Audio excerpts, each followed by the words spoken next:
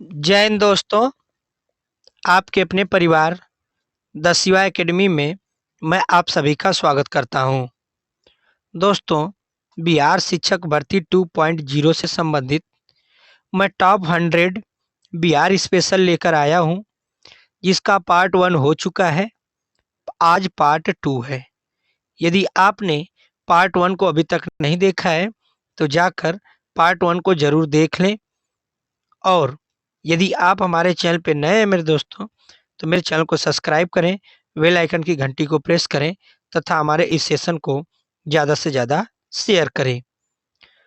तो दोस्तों, बिहार स्पेशल से 5 या 6 प्रश्न देखने को अवश्य मिलेंगे, इसलिए हमारे इस सेशन में अंत तक बने रहिएगा। तो आइए चलते हैं आज के अपने पहले प्रश्न पर। आज का हमारा पहला प्रश्न दोस्तों, बिहार के किस स्थान पर प्रथम जैन सम्मेलन हुआ था? तो यह हुआ था प्रथम जैन सम्मेलन मेरे दोस्तों राजगृह में। बिहार के किस स्थान पर विक्रमशिला विश्वविद्यालय अवस्थित है? तो विक्रमशिला विश्वविद्यालय मेरे दोस्तों भागलपुर में स्थित है। आइए चलते हैं अगले प्रश्न पर। अगला प्रश्न दोस्तों, बिहार के किस स्थान से उत्तर पाषाण काल के पुरातात्विक अवशेष मिले हैं? तो यह मिले हैं मेरे दोस्तों चिरांद से। याद रखिएगा। बिहार के कुल कितने जिलों की सीमा नेपाल से लगती है? तो कुल 7 जिलों की सीमा मेरे दोस्तों बिहार से लगती है। बिहार के नालंदा विश्वविद्यालय को नष्ट करने वाला कौन सा शासक था? तो बख्तियार खिलजी था मेरे दोस्तों, जो नालंदा विश्वविद्यालय को नष्ट किया था। बिहार के प्रथम मुख्यमंत्री कौन थे? तो प्रथम मुख्यमंत्री थे मेरे दोस्तों श्री कृष्ण सिंह। आइए देखते हैं अगला प्रश्न। अगला प्रश्न दोस्तों, बिहार के प्रथम राज्यपाल कौन थे? तो प्रथम राज्यपाल थे मेरे दोस्तों जयराम दयाल दौलत राम, प्रथम राज्यपाल थे। बिहार के प्राचीन नालंदा विश्वविद्यालय में शिक्षा का माध्यम क्या था? तो शिक्षा का माध्यम था मेरे दोस्तों पहले पाली। आइए चलते हैं अगले प्रश्न पर। अगला प्रश्न मेरे दोस्तों, बिहार के किस स्थान से पूरा पाषाण काल के अवशेष मिले हैं? तो पूरा पाषाण काल के अवशेष मेरे दोस्तों मुंगेर से प्राप्त हुए हैं। बिहार क्षेत्र की चर्चा सबसे पहले किस साहित्य रचना में मिलती है? तो यह मिलती है मेरे दोस्तों शतपथ ब्राह्मण। शतपथ ब्राह्मण साहित्य में इसकी रचना मिलती है मेरे दोस्तों। आइए देखते हैं अगला प्रश्न। अगला प्रश्न मेरे दोस्तों, बिहार भारत के किस भाग में स्थित है? तो यह स्थित है मेरे दोस्तों उत्तर पूर्व में। बिहार में उच्च न्यायालय कहाँ स्थित है? तो बिहार का उच्च न्यायालय स्थित है मेरे दोस्तों पटना में।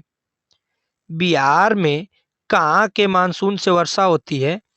तो बिहार में दोस्तों वर्षा बंगाल की खाड़ी से होती है। बिहार में किस महापुरुष ने ज्ञान प्राप्त किया था? तो गौतम बुद्ध ने मेरे दोस्तों बिहार में ज्ञान प्राप्त किया था। आइए चलते हैं अगले प्रश्न पर। अगला प्रश्न मेरे दोस्तों, बिहार में कुल कितने प्रमंडल हैं? तो प्रमंडलों की संख्या बात करें तो कितनी है दोस्तों? 9। बिहार में कुल जनसंख्या का कितना प्रतिशत भाग कार्यशील है? तो 1/3 मेरे दोस्तों बिहार के कुल जनसंख्या का 1/3 भाग कार्यशील है। बिहार में खिलजी वंश के समय के कुछ सिक्के किस स्थान पर मिलते हैं? तो यह मिलते हैं मेरे दोस्तों शाहपुर, जो भोजपुर में स्थित है, वहीं मिलते हैं। आइए देखते हैं अगला प्रश्न। अगला प्रश्न मेरे दोस्तों, बिहार में नालंदा विश्वविद्यालय की स्थापना किस समाद के प्रयासों से हुई थी? तो यह हुई थी मेरे दोस्तों कुमार गुप्त प्रथम के समय। बिहार के प्रथम बौद्ध संगति का आयोजन कहाँ हुआ था? तो प्रथम बौद्ध संगति मेरे दोस्तों राजगृह में हुई थी। बिहार में बुद्ध की प्राचीनतम बिहार में बुद्ध की सबसे प्राचीनतम मूर्ति कहाँ से मिलती है? तो यह मिलती है मेरे दोस्तों, मिली है बोध गया में। कहाँ से मिली है मेरे दोस्तों? बोध गया से मिली है। आइए देखते हैं अगला प्रश्न। बिहार में भारत की कुल जनसंख्या का कितना प्रतिशत निवास करता है? तो यह निवास करता है मेरे दोस्तों 8.07%।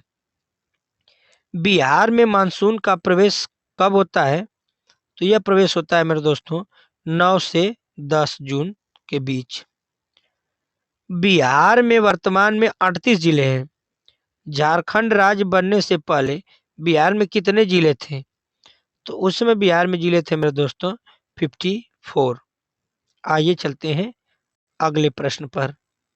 अगला प्रश्न मेरे दोस्तों, बिहार में सर्वप्रथम आने वाला विदेशी यात्री कौन था? तो बिहार में सबसे आने वाला पहला विदेशी यात्री मेरे दोस्तों मेगास्थनीज था। बिहार में सर्वाधिक साक्षरता किसकी है? तो नगरीय पुरुष की साक्षरता मेरे दोस्तों साक्षरता सबसे अधिक है। बिहार राज्य का सर्वाधिक ऊंचा स्थान कौन सा है? तो कैमूर की पहाड़ी का मेरे दोस्तों बिहार में सबसे ऊंचा स्थान है। आइए देखते हैं अगला प्रश्न। अगला प्रश्न दोस्तों, बिहार राज्य की बिहार राज्य की उत्तर से दक्षिण की अधिकतम लंबाई कितनी है? तो उत्तर से दक्षिण की लंबाई है मेरे दोस्तों 362 किमी। बिहार राज्य की कुल कितने प्रतिशत जनसंख्या कृषि कार्य में संलग्न है? तो 86% मेरे दोस्तों बिहार के लोग केवल कृषि करते हैं। बिहार राज्य की पूर्व से पश्चिम की अधिकतम चौड़ाई कितनी है? इसकी चौड़ाई है मेरे दोस्तों 483 किमी। बिहार से की पूरब से पश्चिम की चौड़ाई। अगले प्रश्न पे चलते हैं। बिहार राज्य की स्थापना की घोषणा किस दिन हुई थी? इसकी घोषणा हुई थी 12 दिसंबर 1911 को। बिहार राज्य में कौन सा सिंचाई का साधन सर्वाधिक उपयोग में लाया जाता है? तो नहर है मेरे दोस्तों जो सिंचाई के काम में लाया जाता है। बिहार शब्द का उल्लेख किस ऐतिहासिक ग्रंथ में मिलता है? तो यह मिलता है मेरे दोस्तों नवाकत ए नासिरी व कीर्ति लता में इसका उल्लेख मिलता है मेरे दोस्तों। अगले प्रश्न पे चलते हैं। बिहार शरीफ में स्थित उदंतपुरी विश्वविद्यालय की स्थापना किसने की थी? तो गोपाल ने की थी उदंतपुरी विश्वविद्यालय की स्थापना। बिहार से उड़ीसा को पृथक करके एक नया प्रांत कब बनाया गया था? यह बनाया गया था मेरे दोस्तों 1936 में, बिहार से उड़ीसा। अगले प्रश्न पे चलते हैं। अगला प्रश्न है दोस्तों, देखते हैं अगला प्रश्न 85। बिहार से गुजरने वाला राष्ट्रीय राजमार्ग ग्रांड ट्रक रोड का निर्माण किसने करवाया था?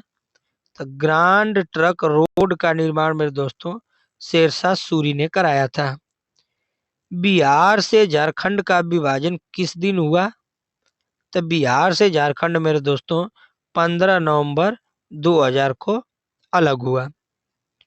अगले प्रश्न पे चलते हैं। अगला प्रश्न मेरे दोस्तों, बिहार से राज्यसभा में संसदों की संख्या कितनी है? तो संसदों की संख्या है मेरे दोस्तों 16। बिहार से लोकसभा में सांसदों की संख्या कितनी है? तो लोकसभा में सांसदों की संख्या मेरे दोस्तों 40 है। बिहार दिवस बहुत ही इंपॉर्टेंट है मेरे दोस्तों। बिहार दिवस कब मनाया जाता है? तो ये मनाया जाता है 22 मार्च को। अगला प्रश्न देखते हैं। बोध गया में स्थित बोधि वृक्ष जिसके नीचे भगवान बुद्ध को ज्ञान प्राप्त हुआ था का निर्माण किस शासक द्वारा किया गया? तो यह किया गया था मेरे दोस्तों गौंड के सम्राट शशांक के द्वारा। अगले प्रश्न पे चलते हैं। अगला प्रश्न मेरे दोस्तों, भगवान महावीर ने जैन धर्म के प्रचार के लिए किस भाषा का प्रयोग किया था? तो जैन धर्म के प्रचार के लिए प्राकृत भाषा का प्रयोग किया था। मगध महाजनपद की राजधानी क्या थी? तो इसकी राजधानी थी मेरे दोस्तों राजगृह। मौर्यकालीन इतिहास के महत्वपूर्ण साक्ष्य बिहार के किस स्थान से प्राप्त हुए हैं? तो यह प्राप्त हुए मेरे दोस्तों कुम्हरार से। कहाँ से प्राप्त हुए? कुम्हरार से प्राप्त हुए हैं। आइए चलते हैं अगले प्रश्न पर। अगला प्रश्न दोस्तों, विक्रमशिला विश्वविद्यालय की स्थापना का श्रेय किस शासक को है? तो यह है मेरे दोस्तों धर्मपाल को। विदेशी यात्री इब्न बतूता किसके शासन काल में भारत आया था? तो यह आया था मेरे दोस्तों मोहम्मद बिन तुगलक के शासन काल में। अगले प्रश्न को देखते हैं। अगला प्रश्न मेरे दोस्तों, वैदिक काल में बिहार का प्राचीन नाम क्या था? तो इसका प्राचीन नाम था दोस्तों प्राच्य, मतलब पूर्व देश। वैशाली के समीप कुंड ग्राम में जैन धर्म के 24वें तीर्थकर भगवान महावीर का जन्म किस वर्ष हुआ था? तो इनका जन्म हुआ था मेरे दोस्तों 540 ईसा पूर्व। अगले प्रश्न पे चलते हैं। अगला प्रश्न मेरे दोस्तों, वैशाली में आयोजित द्वितीय बौद्ध संगति की अध्यक्षता किसने की थी? तो द्वितीय बौद्ध संगति की अध्यक्षता मेरे दोस्तों सब्बा कामी ने की थी। वैशाली में द्वितीय बौद्ध संगति का आयोजन कब हुआ था? तो द्वितीय संगति का आयोजन मेरे दोस्तों 383 ईसा पूर्व हुआ था। आइए देखते हैं मेरे दोस्तों आज का अपना लास्ट प्रश्न, टॉप 100 का आज हमारा लास्ट प्रश्न है मेरे दोस्तों 100। सर्वप्रथम किस वैदिक ग्रंथ में मगध नाम का उल्लेख मिलता है? तो अथर्व वेद में मेरे दोस्तों मगध नाम का उल्लेख मिलता है। तो दोस्तों बिहार स्पेशल से संबंधित मैं टॉप 100 प्रश्न लेकर आया था और ये हमारा सेशन कैसा लगा हमें ज़रूर बताइएगा। तब तक के लिए धन्यवाद।